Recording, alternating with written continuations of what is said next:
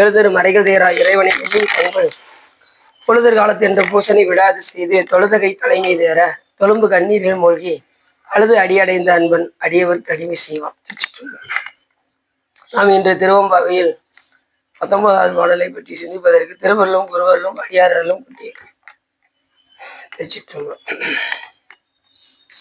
உங்கையில் பிள்ளை ஒக்கே அடைக்கலம் என்று அங்கு அப்பழம் சொல் புதுக்கும் எம் அச்சத்தால் எங்கள் பெருமான் உமக்கென்று உரைப்போம் கேள். என் கொங்கை நின்னன்பர் அல்லாதோர் சேர்க்க என்கை உனக்கல்லாது எப்படியும் செய்யற்க கங்குள் பகலென்றும் மற்றொன்றும் காணற்க இங்கு இப்பரிசே எங்கிலன் ஞாயிறு எமக்கேலோர் எம்பாவா என்று அற்புதமாக பாடுகின்றார். இப்போது மாணிக்கவாசகர் என்ன சொல்ல வருகின்றார் என்று சொன்னால், உங்கையிற் பிள்ளை உமக்கே அடைக்கலம் என்று சொல்லும் போதே அந்த காலத்துல எல்லாம் வந்து பாத்தீங்கன்னா பெண்ணை ரொம்ப பாதுகாப்பா வளர்ப்பாங்க. பருவம் வந்ததும் ஒரு மணமகனை பார்த்து அவனுக்கு கட்டி கொடுக்க வேண்டும் என்று விரும்புவார்கள். அது நல்ல பையனா அமையணும். அது எத்தனை இடத்துல விசாரிப்பாங்க. போய் முதல்ல போய் பார்த்துட்டு வந்துடுவாங்க. அதுக்கப்புறம் பக்கத்து வீட்டுல எல்லாம் போய் விசாரிப்பாங்க, பையன் எப்படின்னு விசாரிப்பாங்க. அதுக்கப்புறம் என்ன செய்வாங்கன்னா, இந்த பெண்ணை அந்த பையனுக்கு தாரை வார்த்து கொடுப்பார்கள். உரிமை பொருளை அவர்களுக்கு கொடுக்கும்போது தாரை வார்த்து கொடுப்பார்கள். அவருடைய உடைமை பொருளாக கொடுப்பார்கள். இவங்களுடைய உரிமை பொருளை அவர்களுடைய உடைமை பொருளாக கொடுப்பார்கள். அப்படி ஒப்படைக்கும் போது அடைக்கலமாக கொடுப்பார்கள். இந்த பெண்ணை நீங்கள் நல்லபடியாக வைத்து காப்பாற்ற வேண்டும் என்று அடைக்கலமாக தந்து விடுவார்கள். அதுதான் இந்த இடத்துல சொல்றாரு, உன் கை பிள்ளை உன் கையில் பிள்ளை உமக்கே அடைக்கலம் என்று. இப்ப நாங்கள்லாம் உங்களுடைய பிள்ளைகள் பெருமானே, நாங்க என்ன செய்யறோம், உன்னையே அடைக்கலம் என்று நாங்கள் வந்துவிட்டோம். செழுக்கமல திரளண்ணனின் சேவடி சேர்ந்தவை இந்த பழுத்த மனத்து அடியார் உடன் போயினர் யான் பாவியே புழுக்கனுடைய புன்குரம்பை பொல்லா கல்வி ஞானம் இல்லா அழுக்கு மனத்து அடியேன் உடையாய் அடியேன் உன் அடைக்கலமே என்று விட மாணிக்கவாச பெருமான் பாரு. பெருமானே உன்னுடைய திருவடியே அடைக்கலாம். அப்புறம் சுவாமிகளும் பாத்தீங்கன்னா அழகா சொல்றாரு, படைக்கலமாக உன் நாமத்து எழுத்து அஞ்சும் என் நாவில் கொண்டேன் இடைக்கலமல்லேன் எழுபிறப்பும் உமக்கு ஆட்சிகின்றேன் துடைக்கினும் போகேன் தொழுது வழங்கி தூணீறு அணிந்து அடைக்கலம் கண்டாய் அணிகொள் தில்லை சிற்றம்பலத்தரனேன்னு சொல்றேன். சாமி, என்னை நீ தொடச்சி விட்டாலும் நான் என்ன செய்ய மாட்டேன், உன்னை விட்டு போக மாட்டேன். நீ எவ்வளவு பெரிய கருணாமூர்த்தி சாமி. எப்பா, எனக்கு ரொம்ப அடியார்கள் இருக்காங்கப்பா, நீ வேண்டாம் அப்படின்னு நீ ஒதுக்கி விட்டாலும் நான் உன்னை விட்டு போறதா இல்லை. உன்னுடைய திருவடியே அடைக்கலமாக புகுந்தேன். சாமி கூப்பிட்டு கேட்டாராம், உனக்கு என்ன வேலை தெரியும் அப்படின்னாராம். அப்போ சாமி சொன்னாரா, என்ன சாமி இப்படி சொல்லிட்டீங்க, உங்களை நன்றாக தொழுது வேற என்ன இப்ப செய்வேன், வணங்கி நல்லா வணங்குவேன். வேற என்ன செய்வேன், தூணீறு அணிந்து நல்ல திருநீர் பூசிக்கொள்வேன். தூணீறு அணிந்து உன் அடைக்கலம் கண்டாய் அடிகொள் தில்லை சிற்றம்பலத்து அரணே, உன்னுடைய திருவடியே பற்றி கொண்டு அதை நான் விடமாட்டேன். பெருமானே, ஆகையினாலே என்னை அடைக்கலமாக நீ ஏற்றுக்கொள் அப்படின்னு எப்படி சொல்றாரு பாருங்க. அருளாளர்கள்லாம் அப்படி பாடி வச்சிருக்காங்க. திருமுறைகள்லாம் கொட்டி கிடக்கு. அதெல்லாம் நம்ம எடுத்து பருக வேண்டும். அடைக்கலமாக உன் நாமத்து எழுத்து அஞ்சும் என் நாவில் கொண்டேன் இடைக்கலமண்ணே எழுபிறப்பும் உமக்காட்சி. அப்ப நம்ம படைக்கலமாக எதை கொள்ளணும் அப்படின்னா 5 எழுத்தை நாம படைக்கலமாக கொள்ள. அதை வச்சு எதையும் வெல்லலாம். 5 எழுத்து ரொம்ப முக்கியம். மனம் அடங்குவதற்கு 5 எழுத்து ரொம்ப முக்கியம். பதிவிதி என்னும் 5 எழுத்து அப்படின்னாரு.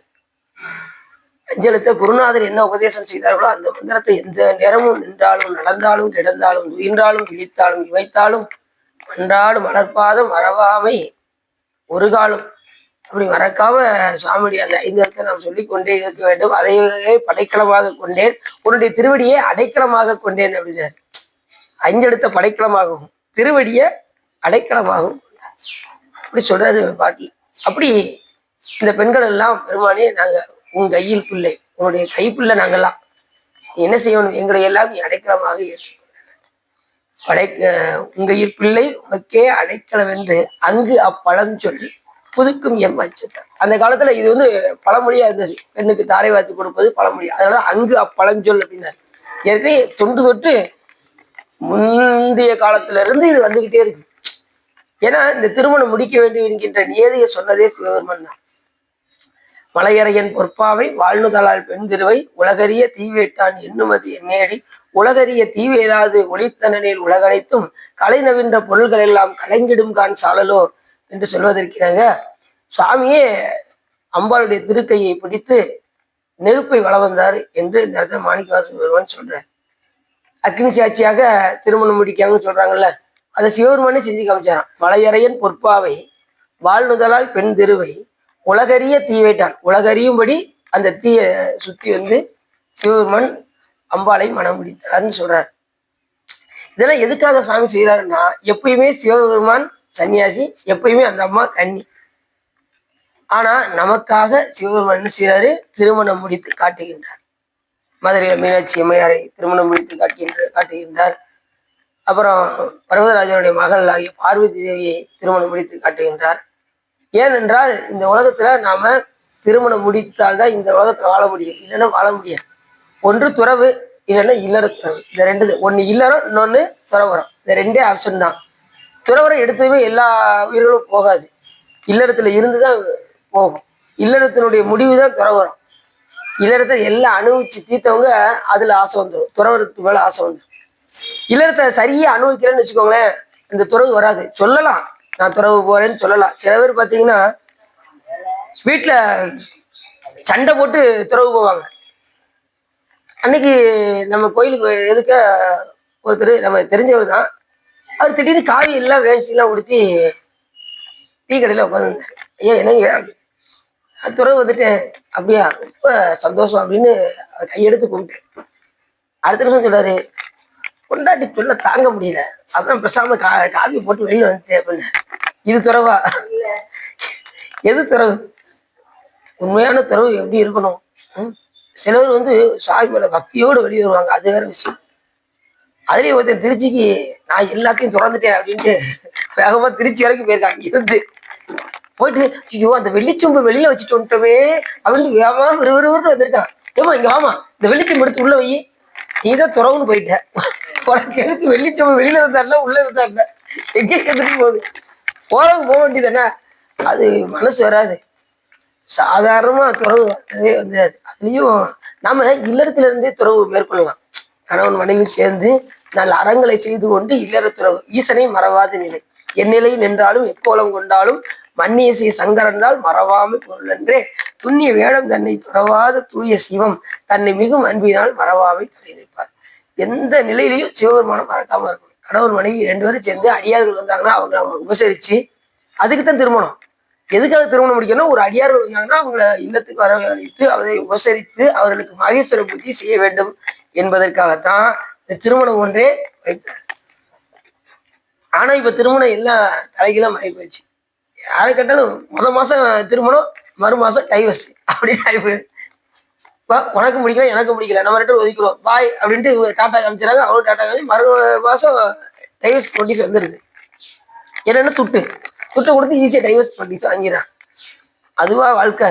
கடைசி வரைக்கும் கட்டிய கணவனே கண்கண்ட தெய்வம் வாழ்ற பெண்ணும், மனைவியை தவிர வேற எதையும் கனவிலும் பிரதெய்வம் நிலையா கனவில் கூட வேற எதையும் நினைக்காத ஒரு மனைவியும் கணவர் அடைய வேண்டும். அப்படி ஒரு வாழ்க்கை அமைய வேண்டும். திருநீண்ட நாயனார அவரு இயேசு வீட்டுக்கு போயிட்டு வந்தார். உடனே அந்த அம்மா எம்மை தீண்டுகிறாயின் திருநீலகண்டம் அப்படின்னாரு. அப்ப இப்ப சாதாரண சொல்லியிருந்தா கூட அவர் விட்டுருப்பாரு. எம்மை தீண்டுகிறாயின் திருநீலகண்டம் என்றார். திருநீலகண்டத்தின் மேல் ஆனா என்னை தொடக்கூடாது அப்படின்னதும் எந்த நேரமும் அவர் திருநீலகண்டம் சொல்றதுனால, அந்த திருநீலகண்டத்தின் மேல் ஆணையிட்டு சொன்னதுனால இனி மனதிலும் என்ன செய்ய மாட்டேன், எந்த பெண்ணையும் தொட மாட்டேன், மனதிலும் தொடேன் என்றார். அப்படி எல்லாம் வாழ்ந்திருக்காங்க. கணவரையே கண்கண்ட தெய்வமாக 63 நாயன்மார்கள் எடுத்துக்கிட்டீங்கன்னா, கணவர் மேல எவ்வளவு பதிபக்தியோட இருந்து கணவருக்கு செய்ய வேண்டிய கடமைகள் எல்லாம் செஞ்சாங்க. சாமிக்கு அவர் பணி செய்யறாருன்னா அவங்களோட சேர்ந்து இவங்க சேர்ந்து கொண்டு செஞ்சாங்க. மனைவி மக்களும் பிள்ளைகள் முதற்கொண்டு சிறு தொண்டர் நாயனார் வரலாறுல பிள்ளைக்கறி கேட்டு சாமி சொல்றாரு, 5 வயசு பாலகனா இருக்கணும், அவங்க வீட்டு 5 வயசு பாலகன். தந்தை அறுக்கணும், தாய் கண்ணுல இருந்து ஒரு சொட்டு கண்ணீர் வரக்கூடாது. தாய் மனசு சும்மா இருக்குமா? தாய் கண்ணுல இருந்து கண்ணீர் வரக்கூடாதான். இத்தனை ஆப்ஷனுக்கும் சொல்லிட்டு இவங்க 2 பேரும் ஒத்துக்கிட்டாங்க. இப்ப சிறந்த நேரம் ஓகேன்ட்டாரு, அந்த அம்மா ஓகேன்ட்டாங்க. இப்ப பிள்ளை ஒத்துக்கிடணுமே, பிள்ளை அறுக்கிறதுக்கு. சீராளா, நீ ஒரு பையன்தான்ப்பா, நம்ம சிவபுண்ணியம் பண்றதுக்கு நீ ஒருத்தன் தான்ப்பா இருக்க, ஐயா அப்படி சொல்றாரு அப்படின்னு சொன்னதும், இந்த உடம்ப காக்காவும் நிறைய கொத்தி சாப்பிடறதுக்கு ஒரு அடியாருக்கு பயன்படுத்துமே அப்படின்னது அந்த குழந்தை. எவ்வளவு பெரிய பக்தி பாருங்க. அந்த குழந்தை சந்தோஷமா நீ அறுத்துக்கோங்க அப்படின்னு சொல்லிச்சான். அப்ப எவ்வளவு பெரிய பக்தி. நம்ம லேசா ஒரு சின்ன ஒரு கீச்சல் பக்கத்து வீட்டுல அங்க பக்கத்து வீட்டுல உள்ளவங்க நம்ம வீட்டு பிள்ளைய லேசா தொட்டுட்டான்னு வச்சுக்கோங்க, உடனே போய் சண்டைக்கு போயிடுவோம். நம்ம காலத்துல எப்படி இருந்திருக்காங்க. அப்படி உங்கயிர் பிள்ளை உமக்கே அடைக்கலவென்று அங்கு அப்பழஞ்சொல் புதுக்கும் எம் அச்சத்தால். பெருமானே எங்களுக்கு அச்சம். ஏன்னா சிவனடியாரை தவிர வேற யாரும் எங்களுக்கு என்ன வந்துடக்கூடாது, கணவராக வந்துடக்கூடாது. எங்களுக்கு ஒரு பயம். ஏன்னா அடியாறு கணவராக கிடைக்கலன்னு வச்சுக்கோங்க, ரொம்ப கஷ்டம். இப்ப அடியார் கணவராக கிடைச்சா அவங்களுக்கு செய்ய வேண்டிய பணிவரைகள் செய்வது போதுமே சிவபுண்ணியமாக மாறிவிடும். எல்லாம் டபுள் மடங்கு.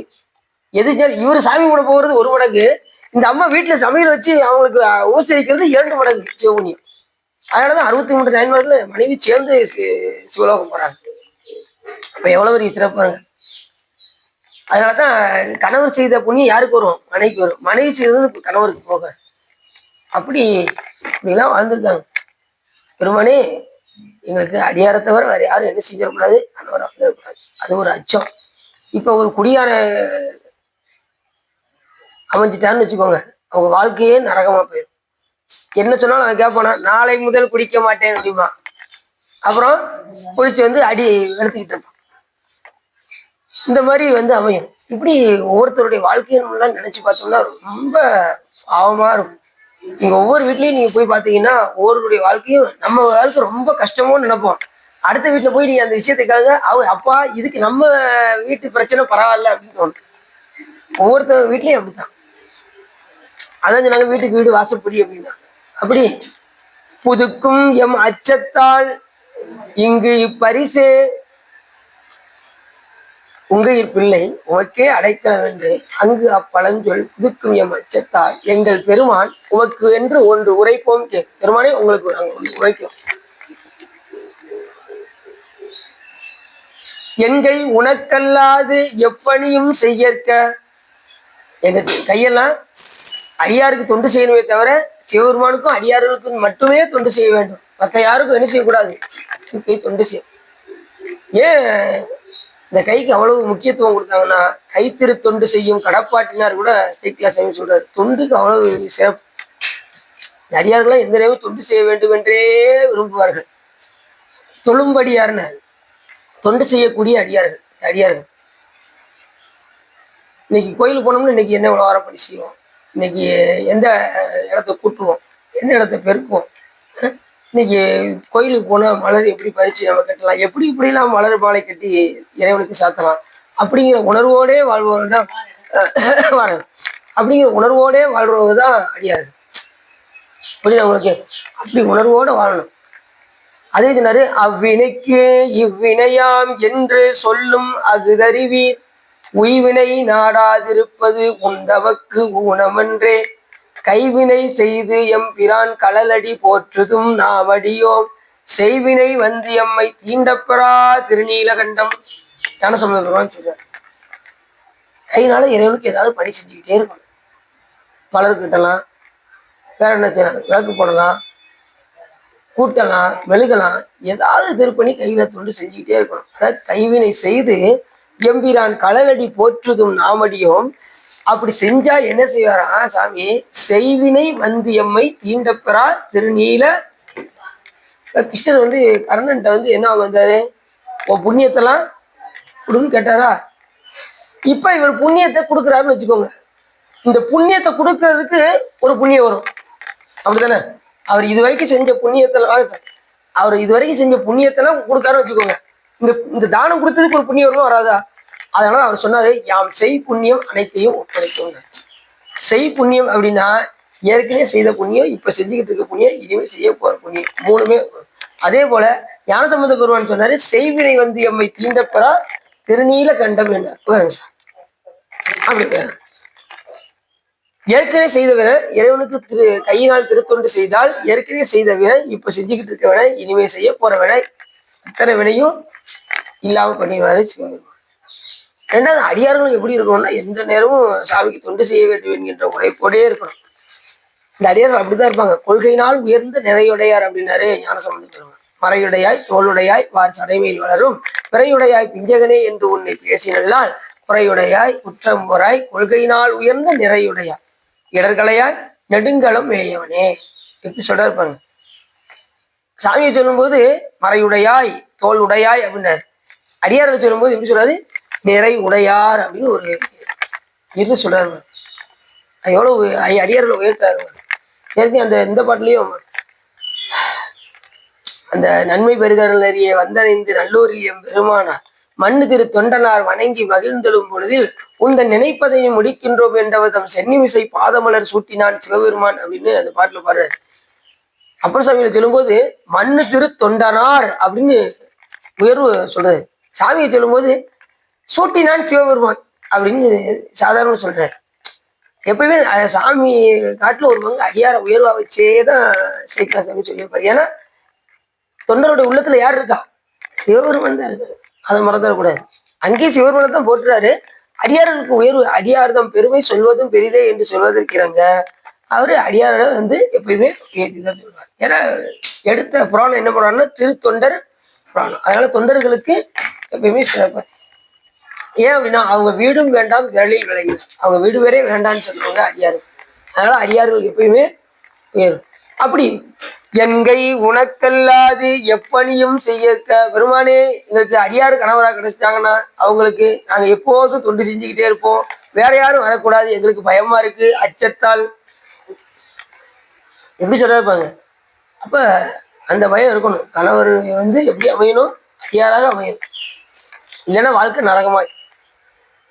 சில பேர் என்ன பண்றாங்கன்னா கணவர் தெரியாம அமைஞ்சிட்டா கூட அந்த கணவரை மாத்திடுறாங்க. அப்படி பெண்கள்லாம் இருக்காங்க. கணவரை அடியாராக மாத்திடுறாங்க. அப்படி அடியார்கள் அதாவது பொறுமையா இருந்து அதை கையாளணும். அவ்வளவுதான். அவங்க எந்த ஒரு உயிரையும் கட்டாயப்படுத்தாம இருந்தா அந்த உயிர் வந்து, கட்டாயப்படுத்தினீங்கன்னா அந்த உயிர் வராது. நான் கோயிலுக்கு போறேன்ல கிளம்புங்க, கோயில் கிளம்புங்க அப்படின்னு நீங்க சத்தம் போட்டீங்கன்னா வரமாட்டாங்க. எந்த உயிரை கட்டாயப்படுத்தினா எந்த உயிர், நீங்க வாட்டு உங்க வேலையை பண்ணி செஞ்சுக்கிட்டே இருக்க, உங்களை பார்த்து அவங்க வருவாங்க. காலையில எழுந்து நீங்க கோயிலுக்கு போங்க, டெய்லி எழுந்து எங்க போறா, கோயிலுக்கு போறாளோ, சரி சரி சாமி கும்பிடணும் சாமி அப்படிமாரு. முதல் நாள் அப்படி பேசுவாரு. ரெண்டாவது நாள் பார்ப்பாரு, என்ன இன்னைக்கும் போறான். இப்படி டெய்லி போக ஆரம்பிச்சிருச்சுன்னா அவன் பார்த்து பார்த்து சரி நம்மளும் தான் போய் பார்ப்போமே, என்னதான் நடக்குன்னு பார்ப்போமே. போனதும் சாமி ஏதாவது ஒரு திருப்பத்தை கொடுப்பாரு, அப்படியே அவவும் மாறிடுவான். இப்படிதான் ஒவ்வொரு உயிர் வரும். அந்தந்த உயிருக்கு தகுந்தவாறு சாமி அது நீங்க வழிபாடு செஞ்சுக்கிட்டே இருக்க உங்களை பார்த்து வருவேன்.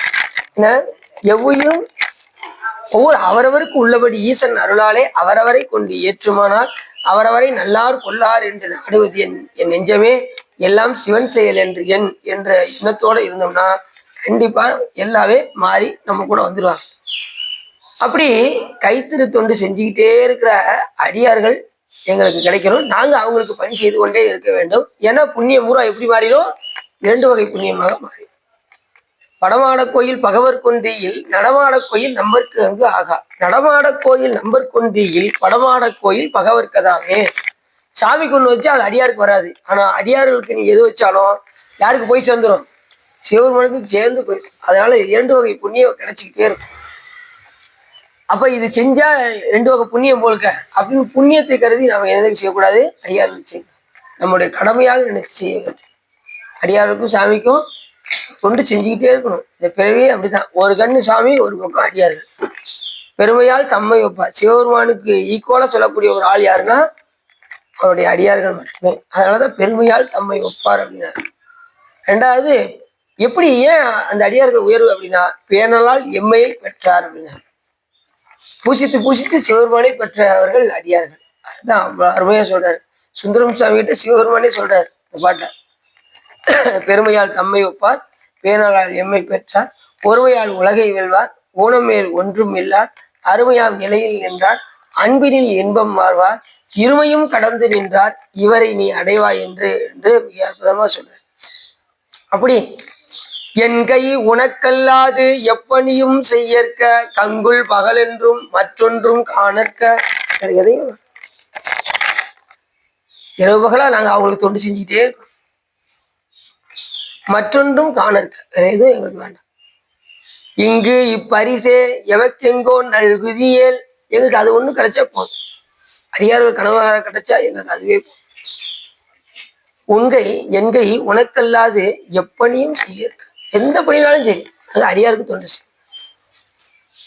கங்குல் பகலென்றும் மற்றொன்றும் காணற்க, இந்த கண்ணால நாங்க வேற எதையும் பார்க்க கூடாது. அடியார்களையும் சிவபெருமானை மட்டும்தான் பார்க்கணும். இந்த கண்ணு வேற எதையும் காணாது, சிவபெருமானை மட்டுமே காணும்.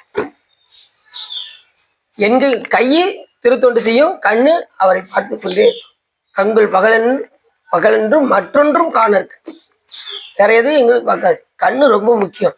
எல்லாரும் கோயில போய் என்ன செய்யறாங்க, 3 மணி நேரம் வரிசையில் நிற்பாங்க. பக்கத்துல போய் 2 கண்ணை இருக்க மூடி சாமி அப்படின்னு அப்படி இருந்தா என்ன செய்யும், உடனே அவங்க என்ன செய்வாங்க, பிடிச்சி ஒரு கால தள்ளி விட்டுருவாங்க. இவ கண்ணை மூட பண்ணி அவங்க சாமியை பார்க்க முடியாது, அப்புறம் ஓடிட வேண்டியது. அப்படி நல்ல தரிசனம் பண்றது. கோயிலுக்கு போயாச்சுனாலே எந்த இடத்துலயுமே நீ என்ன செய்யக்கூடாது, கண்ணை விடக்கூடாது, கண்ணை திறந்துதான் வச்சிருக்கணும். கண்ணார கண்டும் என் கையாலே கூப்பியும், என்னார எண்ணத்தால் எண்ணியும். எண்ணத்தால அஞ்சலத்தை நினைக்கணும், கண்ணால பார்வையால அவரை பார்த்துக்கிட்டே இருக்கணும். ஒரு குருடு வெளியே வந்தாராம். என்ன வெளியில உட்காந்துதான் சாமி கும்பிட்டு வந்தவர், என்னப்பா இப்ப சாமி வீட்டுல இருக்க வேண்டியதானே, எதுக்கு கோயில்ல வந்து இருக்க அப்படின்னு சொல்லி கேட்டாங்க. உனக்கு தான் சாமி பார்க்க முடியாதுல்ல, சாமி தெரியாதுல்ல அப்படின்னு சொன்னார். அந்த குருடனை பார்த்து, சாமி தான் உனக்கு தெரியாதுல்ல அப்படின்னதும், எனக்கு சாமி தெரியாது, சாமிக்கு என்னைய தெரியும்ல அப்படின்னாராம். அந்த குருடனை பார்த்து எப்படி சொல்றா பார்த்தீங்களா, சாமிக்கு எனக்கு சாமி தெரியாது, எனக்கு குருடு, ஆனா சாமிக்கு என்னைய தெரியும்ல, அதுக்கு தான் கோயிலுக்கு வந்திருக்கேன் அப்படின்னாரா. பாத்தீங்களா, குருடனா இருந்தாலும் கூட கோயிலுக்கு வந்துடுறாரு. நமக்கு 2 கண்ணை திறந்து விட்டு கூட கோயிலுக்கு போறதுக்கு யோசிச்சுக்கிட்டு இருக்கணும். திருக்கோயில போய் சென்று வழிபாடு பண்ணிக்கிட்டே இருக்கணும். என்கை உனக்கல்லாது எப்பணியும் செய்யற்க, கங்குல் பகலென்றும் மற்றொன்றும் காணற்க, வேற எதையும் பார்க்கக்கூடாது. கண்ணால உன்னை தரிசனம் செய்து கொண்டே இருக்கணும். அதையும் கண்ணாய் அண்ணா வெள்ளந்தான் விரிசடையாய் விடையாய் இன்னொரு பெருமானே என கேட்டு வேட்ட நெஞ்சாய், வல்லம்தான் ஒரு குணலின் கீழ்மேலாக பதைத்துருவம் நிற்க, என்னை ஆண்டாய்க்கு உள்ளம்தான் நின்று உச்சியளவும் நெஞ்சாய் உருகாதால், கண்ணாய் அண்ணா, எனக்கு உடம்பெல்லாம் கண்ணு வேணும் உன்னை பாக்குறதுக்கு அப்படின்னு மாணிக்காசன். கண்ணாய் அண்ணா கல்லாம் கண் இணையும் மரமாம் தீவிரைன்னு இருக்கு, எனக்கு அழுகே வரமாட்டேங்க சாமி, இந்த 2 கண்ணு கொடுத்து எனக்கு எனக்கு உடம்பெல்லாம் கண் இருந்து நான் உனக்கு கசிஞ்சு கசிஞ்சு உருகணும் அப்படின்னு எப்படி கேட்டா இருப்பாங்க. இந்த கண்ணு வந்து ரொம்ப முக்கியம். அவரை தரிசனம் பண்ணுவதற்கு அதுலேயும் சுந்தரம் சாமி சிதம்பரம் போகும்போது 2 கண்ணு மட்டும்தான் நடராஜ பெருமானுடைய முகூர்த்தத்தை பார்த்துக்கிட்டே இருந்ததா, மற்ற எந்த உறுப்பு வேலை செய்யல. காது வேலை செய்யல, கை வேலை செய்யல, வாய் குளருது, கண்ணு மட்டும் தரிசனம் பண்ணிக்கிட்டே இருக்கு. 5 பேர் அறிவும் கண்களே கொள்ள, அது மட்டும்தான் பார்த்தது, வேற எதுவுமே உறுப்பெல்லாம் வேலை செய்யும். 5 பேர் அறிவும் கண்களை கொள்ள அளப்பெரும் கரணங்கள் 4 ஒரு சித்தேயாக குணம் ஒரு தேர்ந்து சாத்விகமேயாக இந்துவால் சடையானாடும் ஆனந்த எல்லையில் தனிப்பெரும் கூத்தின் வந்த பேர் இன்ப வெள்ளத்துள் திளைத்து மாறில்லா மகிழ்ச்சியில் மலர்ந்து இருந்தாராம் சுந்தரம் சாமி. அப்படி கண்ணு தரிசனம் பண்ணிக்கிட்டே இருக்கணும் சாமியை. கோயிலுக்கு வந்தாச்சுன்னா சாமியை தரிசனம். ஏன் அப்படின்னா, கண்ணால எத்தனை தீவினைகளை பார்த்தோமோ அந்த தீவினைகள்லாம் நீங்கன்னா சிவபெருமான கண்ணால கண்டு தரிசனம் பண்ணிட்டு. எத்தனை பேர் செல்போன்ல என்னென்ன பார்த்துட்டு இருக்காங்க, அந்த வினையெல்லாம் போகணும்னா என்ன செய்யணும், சாமியை தரிசனம் பண்ணணும். காதால எத்தனை தீயதை கேட்டுப்போம், அந்த வினையெல்லாம் நீங்கன்னா சிவபெருமானுடைய புகழை கேட்டுக்கிட்டே. கையால எத்தனை பேரை அடிச்சிருப்போம் சின்ன பிள்ளைகள்லாம், அந்த வினை போகணும்னா கையால தொழணும். காலையில எத்தனை பேர் எத்தி உதைச்சிருப்போம், காலைல கீழே நடந்து வரும்போது எத்தனை உயிர்கள் நம்ம கால் பட்டு இறந்துருக்கோம், அந்த வினைகள்லாம் நீங்கன்னா கோயில வந்து வள வரணும் சாமி. இப்படி ஒவ்வொரு உறுப்பையும் பயன்படுத்தி நாம் வழிபாடு செய்தால் அந்த உறுப்பினால் செய்யக்கூடிய அந்த வினைகளை எல்லாம் நமக்கு நீங்கும். அதான் சொல்றேன், என்கை உனக்கல்லாது எப்பணியும் செய்யற்க, கங்குல் பகலென்றும் மற்றொன்றும் காணற்க. இந்த கண்ணு வேற எதையும் பார்க்காது சாமி, உன்னுடைய திருமுகத்தை மட்டுமே பார்த்துக்கிட்டு இருக்கணும். மற்றொன்றும் காணற்க, சிவபெருமானை தவிர வேற எதையுமே நம்ம பார்க்கக்கூடாது. மற்ற இது எதுவுமே நமக்கு தெரியக்கூடாது. இந்த உலகத்துல செத்தாறு போலே தெரியணும். அப்படின்னாதான் அப்படி அப்படின்னு ஒரே நிலையில இருந்துன்னு வச்சுக்கோங்க, சிவத்தை தவிர வேற எதுவும் தெரியாது. 4 பேர் அடிச்சா கூட ஒன்றும் தெரியாது, பாறாங்கல் மேல விழுந்தாலும் தெரியாது. சிந்தனை அந்த அளவுக்கு சுவாமி கிட்ட நம்ம வைக்கணும். கங்குள் மகளென்றும் மற்றொன்றும் காணற்க இங்கு இப்பரிசே எமக்கெங்கோன் நல்குதியல். பெருமானே, நாங்க இந்த பரிசு தான் கேட்கோம். இந்த பரிசு அடியார்களே எங்களுக்கு கணவராக கிடைத்தால் அவர்களுக்கே நாங்க என்ன செய்யணும்?